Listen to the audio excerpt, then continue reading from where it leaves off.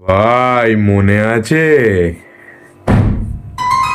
মনে আছে রাতের বেলা হঠাৎ কারেন্ট চলে গেলে পুরো বাড়ি, ব্যালকনি বা টেরেসে চলে যেত। হাতে হাত পাখা আর মোমবাতি আর ওই গুড নাইট যে কয়েল গুলো ছিল ওগুলো জ্বলার গন্ধ। ভাই চাইল্ডহুড ভাইব একদম। তারপর থাকতো সেই একটা বড় ভাই আমাদের, যে নিজেকে মানে ভূতের ডাইরেক্টর ভাবতো। ওই যে পেছনে পেঁপে গাছটা দেখেছি, ওখানেই নাকি রাতে কেউ দাঁড়ায়। আর আমরা ছোটরা এমন ভাবে ভয় পেতাম ঘাম বেরিয়ে যেত, তবুও শুনতাম কারণ মজা লাগতো।